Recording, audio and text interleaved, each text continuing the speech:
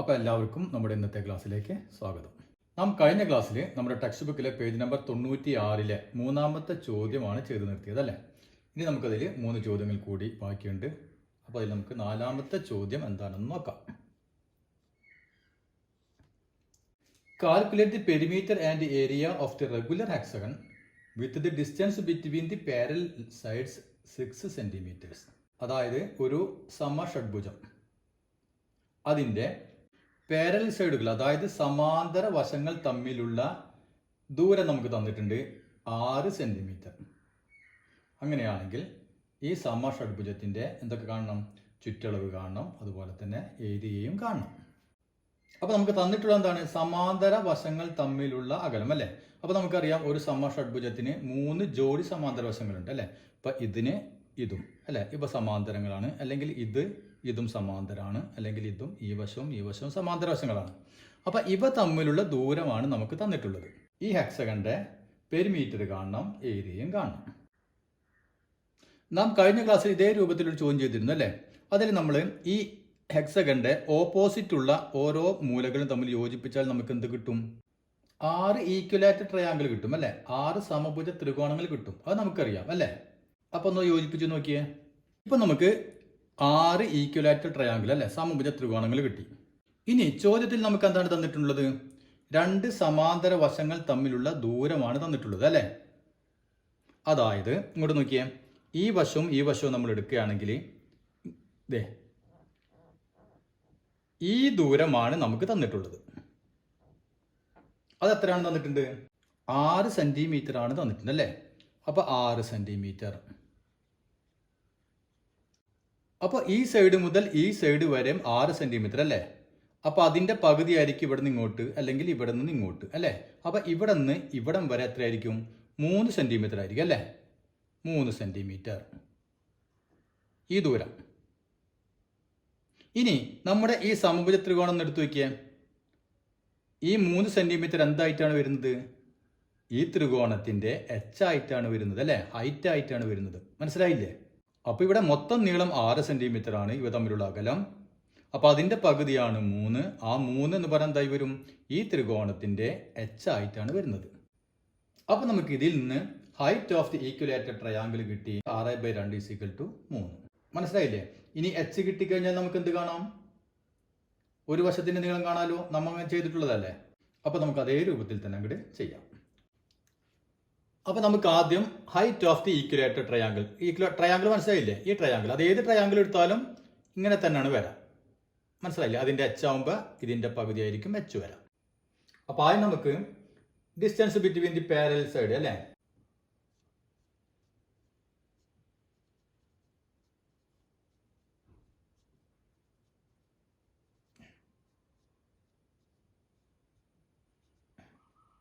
എത്രയാണ് distance between parallel sides? 6 centimetre. അങ്ങനെയാണെങ്കിൽ height of the equilateral triangle അല്ലേ.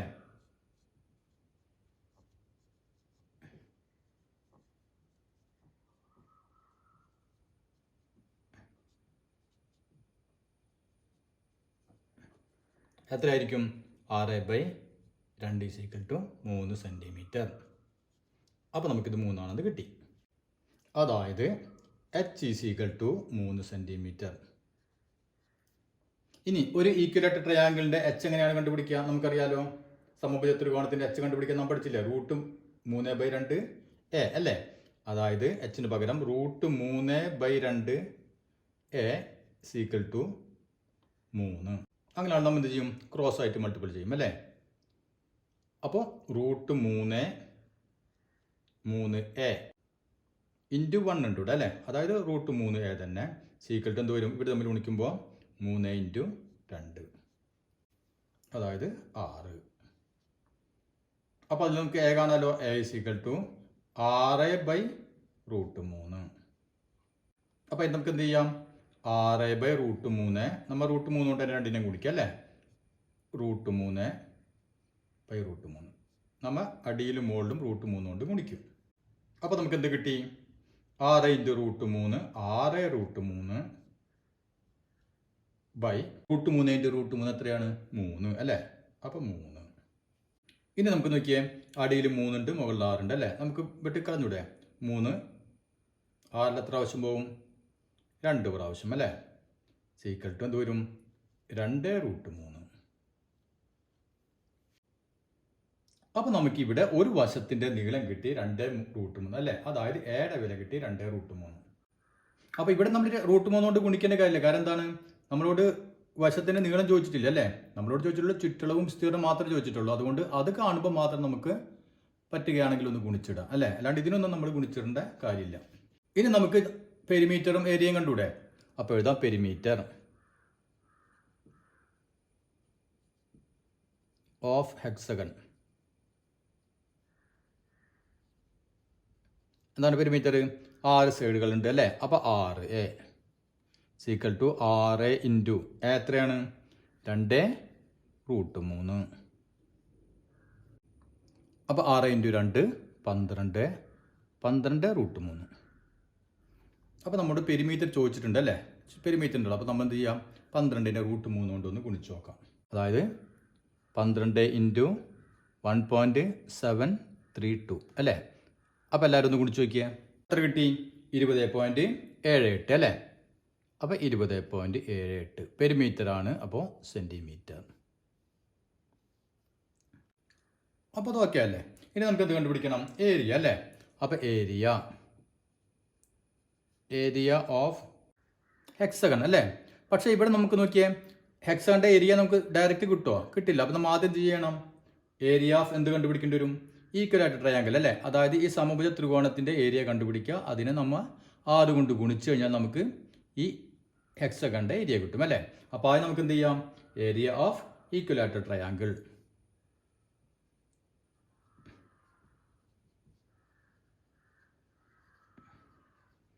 എന്താണ് ഏരിയ? ഈക്വലാറ്റർ ട്രയാങ്കിളിൻ്റെ ഏരിയ എന്താണ്? √3/4 സ്ക്വയർ. അതായത് √3/4 ഇൻറ്റു ഒരു വശത്തിൻ്റെ നീളം എത്രയാണ് നമുക്ക് കിട്ടിയിട്ടുണ്ടല്ലോ? 2√3 അല്ലേ? അപ്പോൾ എ സ്ക്വയറിന് പകരം 2√3 ഹോൾ സ്ക്വയർ. അപ്പോൾ എന്ത് വരും? √3/4 ഇൻറ്റു 2√3 ഹോൾ സ്ക്വയർ അല്ലേ? അപ്പോൾ 2ന്റെ സ്ക്വയർ എത്രയാണ്? 4 ഇൻറ്റു √3ന്റെ സ്ക്വയർ 3. അപ്പോൾ നമുക്കിവിടെ നോക്കിയാൽ അടിയിലും മുകളിലും 4 ഉണ്ട് അല്ലേ? 2 നമുക്ക് ക്യാൻസൽ ചെയ്ത് കളയാം. ഇനി ബാക്കി എന്ത് വന്നു? 3√3 അല്ലേ? Is equal to 3√3. ഇതെന്താണ്? ഇത് ഏരിയ ഓഫ് ഈക്വലാറ്റർ ട്രയാങ്കിൾ ആണ്. ഇനി നമുക്ക് എന്താണ് ശരിക്കും കണ്ടത്? ഏരിയ ഓഫ് ഹെക്സഗൺ അല്ലേ? അപ്പോൾ നമുക്ക് ഏരിയ ഓഫ് ഹെക്സഗൺ കാണാം. Regular hexagon. അപ്പോൾ area of hexagon regular hexagon ആണ്. റെഗുലർ ഹെക്സഗൺ എന്ത് വരും? 6 ഈക്വലാറ്റർ ട്രയാങ്കിൾ കൂടി കഴിഞ്ഞാലാണ് ഒരു ഹെക്സഗൺ ആവുന്നത് അല്ലേ? അതായത് 6 ഇൻറ്റു ഇതിൻ്റെ ഏരിയ എത്രയാണ്? 3√3. അപ്പോൾ 6 ഇൻറ്റു 3√3. 6 ഇൻറ്റു 3 18, 18√3. അപ്പോൾ നമ്മൾ എന്ത് ചെയ്യാം? ഇനി 18നെ √3 കൊണ്ടൊന്ന് ഗുണിച്ചിടാം. 18 ഇൻറ്റു 1.732. അപ്പോൾ ഇത് രണ്ടാണ് നമ്മളോട് ചോദിച്ചിട്ടുള്ളത്. ഒന്ന് ഏരിയ ഓഫ് റെഗുലർ ഹെക്സഗണും പിന്നെ പെരിമീറ്റർ ഓഫ് ഹെക്സഗണും അല്ലേ? അപ്പോൾ അത് മാത്രം ഒന്ന് നമുക്കൊന്ന് ഗുണിച്ചിടാം. അപ്പോൾ എല്ലാവരും ഒന്ന് ഗുണിച്ച് നോക്കിയാൽ എത്ര കിട്ടുന്നുണ്ടോ നോക്കിയേ.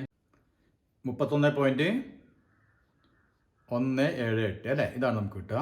അപ്പോൾ വേണമെങ്കിൽ നമുക്കതിന് റൗണ്ട് ചെയ്ത് എഴുതാം. എങ്ങനെയൊക്കെ എഴുതാം? ഇവിടെ നിൽക്കുക 8 ആണ് അല്ലേ? അപ്പോൾ ഒന്നും കൂടി കൂട്ടി എഴുതാം. അപ്പോൾ 31.18 എന്ന് എഴുതാം. ഏരിയയാണ് സെൻറ്റിമീറ്റർ സ്ക്വയർ. അപ്പോൾ ഇത്രയും മനസ്സിലായില്ലേ? അപ്പോൾ നമുക്കിനി അടുത്ത ചോദ്യം നോക്കാം.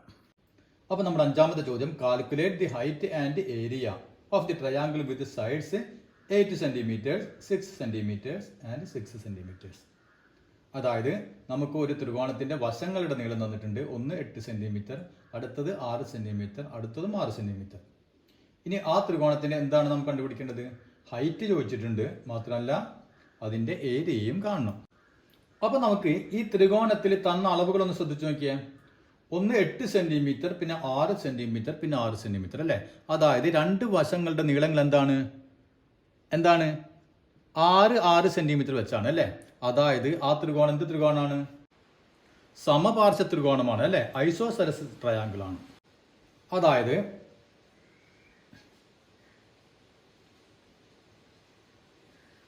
ഇപ്പോൾ ഇത് 8 സെന്റിമീറ്റർ ആണെങ്കിൽ ഇത് 6 സെന്റിമീറ്റർ, ഇത് 6 സെന്റിമീറ്റർ അല്ലേ. അപ്പോൾ ഒരു സമപാർശ്വ ത്രികോണം, അതായത് ഐസോസെലസ് ട്രയാങ്കിൾ. ഇതിന്റെ ഹൈറ്റ് നമ്മൾ കണ്ടുപിടിക്കണം അല്ലേ. അപ്പോൾ ഹൈറ്റ് ഇതാണ് h, ഹൈറ്റ് നമ്മൾ കണ്ടുപിടിക്കണം. പിന്നെ ഇതിന്റെ ഏരിയയും കണ്ടുപിടിക്കണം. അപ്പോൾ നമ്മൾ ഇതിന്റെ ഹൈറ്റ് എങ്ങനെ കണ്ടുപിടിക്കും? നമുക്ക് വളരെ എളുപ്പത്തിൽ അറിയാം അല്ലേ. എങ്ങനെയാണ് കണ്ടുപിടിക്കുക? ഈ സൈഡ് നോക്കിയാൽ ഇവിടെ ഒരു മട്ടത്രികോണാണ്. മട്ടത്രികോണാണെങ്കിൽ ഈ വശം കർണം 6 സെന്റിമീറ്റർ, ഇത് മൊത്തം 8 സെന്റിമീറ്റർ. അങ്ങനെയാണെങ്കിൽ ഇത് എത്രയായിരിക്കും? 4 സെന്റിമീറ്റർ അല്ലേ. ഇവിടെ നിന്ന് ഇവിടം വരെ 4 സെന്റിമീറ്റർ, ഇത് മൊത്തം 8 സെന്റിമീറ്റർ.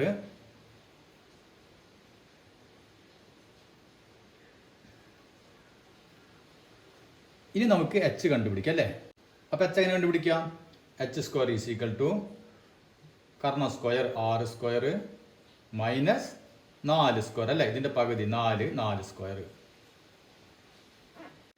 അപ്പോൾ h² is equal to 6 36 minus 16 അല്ലേ, അതായത് 20.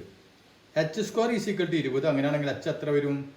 √20 അല്ലേ, √20. അപ്പോൾ 20 നമുക്കറിയാം റൂട്ടില്ല. അപ്പോൾ നമ്മൾ സാധാരണ എന്താ ചെയ്യാറ്? ഇതിനെ നാം ഘടകങ്ങളാക്കി എഴുതാം അല്ലേ. അപ്പോൾ നമുക്ക് 4 × 5 ആണ് 20. അപ്പോൾ നമുക്ക് അങ്ങനെ എഴുതാം 4 × 5 20. അപ്പോൾ √4 × 5 അല്ലേ. √4 എത്രയാണ്? 2 ഇൻറ്റു ഇനി √5 അങ്ങനെ തന്നെ അല്ലേ. √5 നമുക്കൊന്നും ചെയ്യാൻ കഴിയില്ല. അപ്പോൾ √5. അപ്പോൾ നമുക്ക് ഉത്തരം കിട്ടി 2 √5 സെന്റിമീറ്റർ. ഇവിടെ നമുക്ക് ഗുണിച്ചിടണ്ട, കാര്യം എന്താ, നമുക്ക് √5 വാല്യൂ അറിയില്ല അല്ലേ. അപ്പോൾ h കിട്ടി 2 √5 സെന്റിമീറ്റർ. ഇനി നമുക്ക് എന്ത് വേണം? ഇതിന്റെ ഏരിയ കണ്ടുപിടിക്കണം അല്ലേ. ഏരിയ എന്താണ്? Half BH is equal to 1/2 into base. നോക്കിയാൽ ബേസ് എത്രയാണ്? ശ്രദ്ധിക്കുക, 8 സെന്റിമീറ്റർ ആണ് ബേസ്. 4 പെട്ടെന്ന് എഴുതി പോരുത്. 8 സെന്റിമീറ്റർ അല്ലേ. ഈ ത്രികോണത്തിന്റെ ബേസ് 8 സെന്റിമീറ്റർ. അപ്പോൾ 1/2 ഇൻറ്റു 8 ഇൻറ്റു h നമുക്ക് കിട്ടിയാലോ 2 √5. ഇവിടെ നമുക്ക് അടിയിൽ 2 ഉണ്ട്, 8നെ വെട്ടിക്കളയാം. അപ്പോൾ എത്ര വരും? 4 അല്ലേ. 4 × 2 8. അപ്പോൾ എന്ത് വന്നു? 4 × 2 √5. 4 × 2 8, 8 √5. ഇവിടെ നമുക്കിനി ഒന്നും ചെയ്യാനില്ല, കാരണം എന്താ, നമുക്ക് √5 വാല്യൂ അറിയില്ല അല്ലേ. അപ്പോൾ ഇത്ര എഴുതിയാൽ മതി. 8 √5 ഏരിയയാണ് സെന്റിമീറ്റർ സ്ക്വയർ. അപ്പോൾ ഇതൊക്കെ അല്ലേ. അപ്പോൾ നമുക്ക് അടുത്ത ചോദ്യം കൂടെ ചെയ്യാം. അപ്പോൾ നമ്മുടെ 6ാമത്തെ ചോദ്യം, അവിടെ നമുക്ക് ഓരോ ത്രികോണങ്ങളുടെ 3 സൈഡുകളുടെ നീളങ്ങൾ തന്നിട്ടുണ്ട്. അതിൽ ആദ്യത്തത് 4 സെന്റിമീറ്റർ, 5 സെന്റിമീറ്റർ, 7 സെന്റിമീറ്റർ അല്ലേ. അതായത് വശങ്ങളുടെ നീളങ്ങൾ എന്തല്ല, തുല്യമല്ല അല്ലേ, വ്യത്യസ്ത അളവുകളാണ് വശങ്ങൾക്ക്. അപ്പോൾ ഇതിന്റെ ഏരിയയാണ് നാം കണ്ടുപിടിക്കേണ്ടത് അല്ലേ. അപ്പോൾ 3 വശങ്ങൾ ഈക്വൽ അല്ലെങ്കിൽ നമ്മൾ ഇക്വേഷൻ പഠിച്ചിട്ടുണ്ടല്ലോ, ഓർമ്മയുണ്ടല്ലോ. എന്താണ് area? Area is equal to പറഞ്ഞോ, √(s × s minus a into s മൈനസ് b ഇൻറ്റു s മൈനസ് c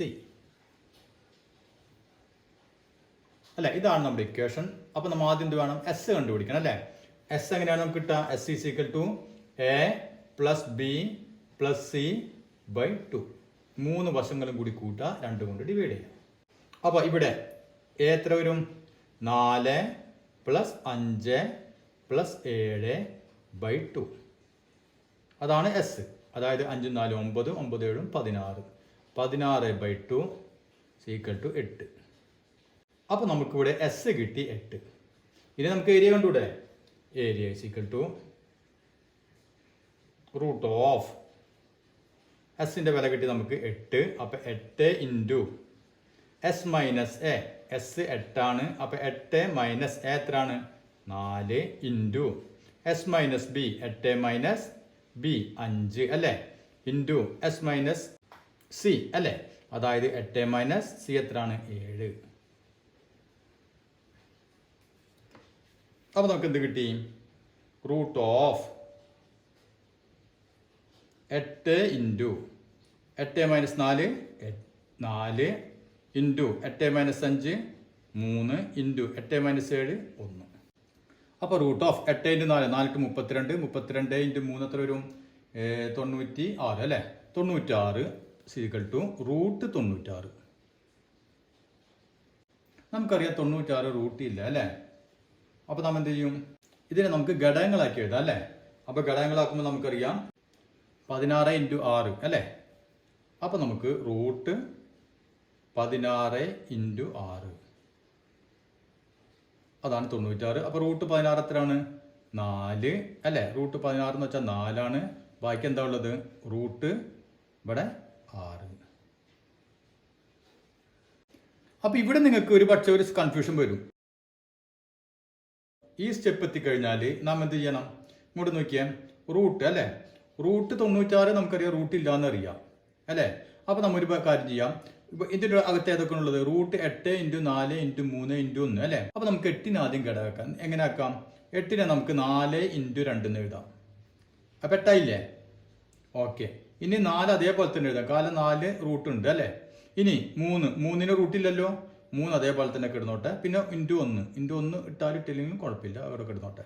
ഇനി നോക്കിയേ റൂട്ട് 4 എത്രയാണ് 2 അല്ലേ. ഇനി റൂട്ടുള്ളത് ഏതാ വീണ്ടും ഒരു റൂട്ട് 4 ഉണ്ട് അല്ലേ. അപ്പം ഇൻറ്റു 2 മനസ്സിലായില്ലേ. അപ്പോൾ അത് കഴിഞ്ഞു. ഇനി നമുക്ക് അകത്ത് ഏതൊക്കെ വരുന്നുണ്ട് ഇവിടെ ഒരു റൂട്ട് 2 വരുന്നുണ്ട് ഇൻറ്റു പിന്നെ ആരാ ഉള്ളത് 3 അല്ലേ 3 പിന്നെ ഒരു 1 ഉണ്ട്. അപ്പോൾ നമുക്ക് എത്ര കിട്ടി 2 ഇൻറ്റു 2 4 റൂട്ട് 2 ഇൻറ്റു 3 6. അപ്പോൾ അത് മനസ്സിലായില്ലേ. അപ്പോൾ ഇങ്ങനെ ബുദ്ധിമുട്ട് തോന്നുന്നവരെന്ത് ചെയ്യാം ഇതേപോലെ ഒന്ന് ഘടകങ്ങളാക്കാം. നമുക്ക് റൂട്ട് ഇല്ലാത്തവ എന്ത് ചെയ്യാം ഇതേപോലെ ഘടകങ്ങളാക്കാം. എന്നിട്ട് അതിൽ നിന്ന് പുറത്തെടുത്തിട്ട് ഇതേപോലെ ചെയ്യാം. അപ്പോൾ അത് ഏരിയയാണ് അതുകൊണ്ട് യൂണിറ്റ് സെൻറ്റിമീറ്റർ സ്ക്വയർ. ഇനി നമുക്ക് രണ്ടാമത്തത് ഏതൊക്കെയാണ് തന്നിട്ടുള്ളത് സൈഡുകൾ 4 13 15 അല്ലേ. ഇതാണ് വശങ്ങളുടെ നീളങ്ങൾ. അപ്പോൾ ആദ്യം ഇക്വേഷൻ അങ്ങോട്ട് എഴുതി വെക്കുക. അതിനുശേഷം എന്ത് ചെയ്യാം എസ് നമുക്ക് കണ്ടുപിടിക്കാം എസ് അല്ലേ.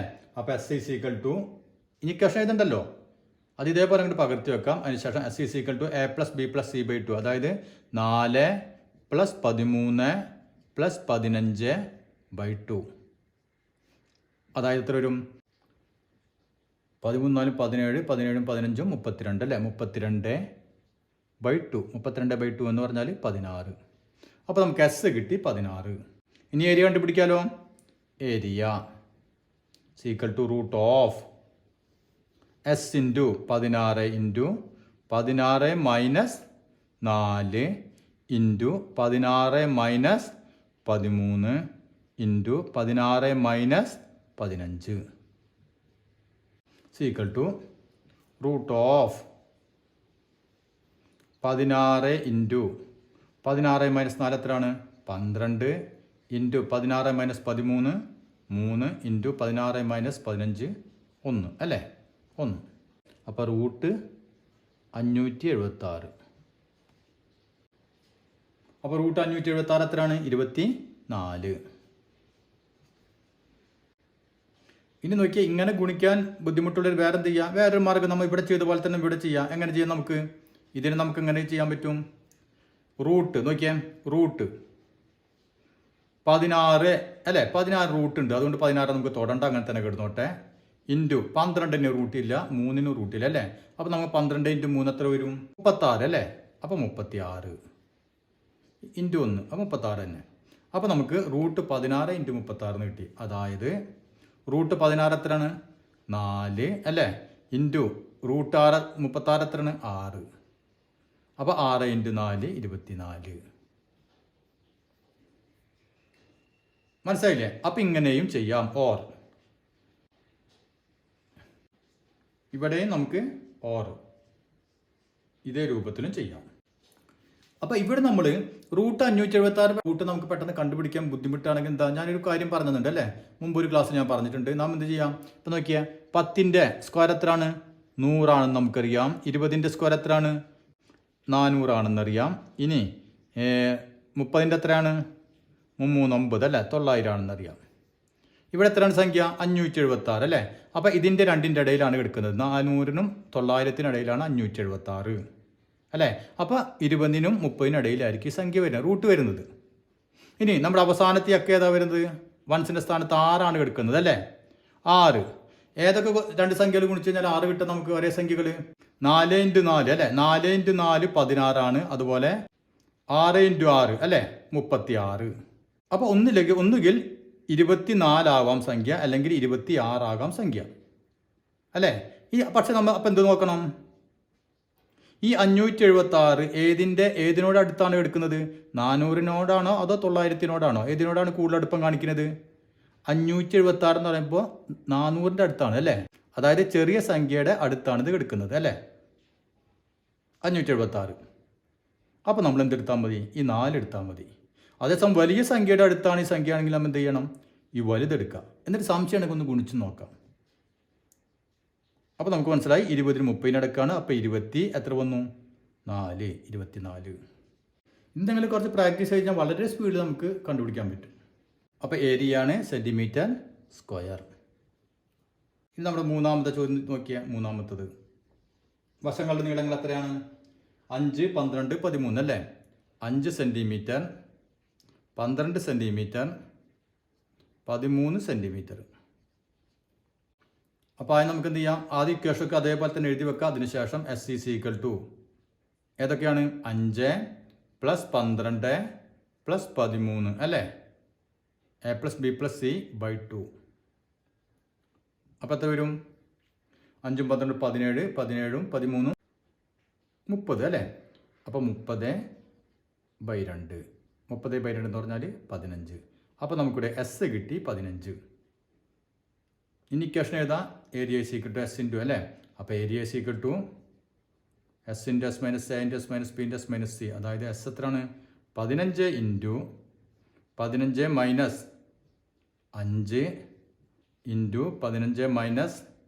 15 - 12 × 15 - 13. അതായത് 15 × √15 × 15 - 5 എത്രയാണ്? 10 × 15 - 12 3 × 15 - 13 2. അപ്പോൾ ഇവിടെ നോക്കിയേ, ഇവിടെ ഒന്നിനും നമുക്ക് റൂട്ടില്ല അല്ലേ? 15, 10, 3, 2. അപ്പോൾ ഒരു കാര്യം ചെയ്യാനുള്ളൂ, എല്ലാം കൂടി ഗുണിക്കുക. ആ 15 × 10 150, 150 × 3 450, 450 × 2 900 അല്ലേ? 900. അപ്പോൾ നമുക്ക് കിട്ടി √900. √900ൻ്റെ വാല്യൂ എത്രയാണ്? √9ൻ്റെ വാല്യൂ √9 3, 2 0 ആണെങ്കിൽ 1 0 അല്ലേ? 30 സെൻറ്റിമീറ്റർ സ്ക്വയർ. അപ്പോൾ ആദ്യം നമുക്ക് 4 സെൻറ്റിമീറ്റർ, 5 സെൻറ്റിമീറ്റർ, 7 സെൻറ്റിമീറ്റർ അല്ലേ? ഈ അളവിൽ കിട്ടിയത് ഏതാണ്? ഏരിയ 4 √6. പിന്നെ നമ്മൾ ചെയ്തത് 4, 13, 15 സെൻറ്റിമീറ്റർ അല്ലേ?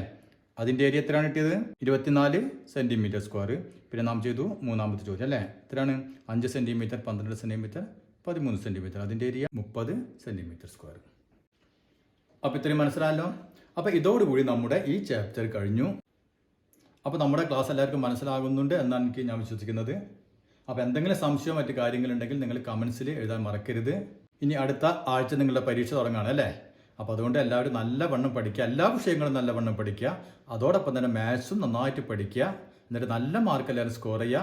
എന്നിട്ട് നിങ്ങൾ പരീക്ഷ എഴുതിയതിന് ശേഷം നിങ്ങളുടെ അഭിപ്രായങ്ങൾ, പരീക്ഷ എങ്ങനെയുണ്ടായിരുന്ന അഭിപ്രായങ്ങൾ നിങ്ങൾ കമൻസിൽ എഴുതണം. അപ്പോൾ എല്ലാവർക്കും നല്ല രീതിയിൽ തന്നെ പരീക്ഷ എഴുതാൻ കഴിയട്ടെ എന്ന് ആത്മാർത്ഥമായി ആശംസിക്കുന്നു. അപ്പോൾ വീണ്ടും നമുക്ക് അടുത്ത ക്ലാസ്സിൽ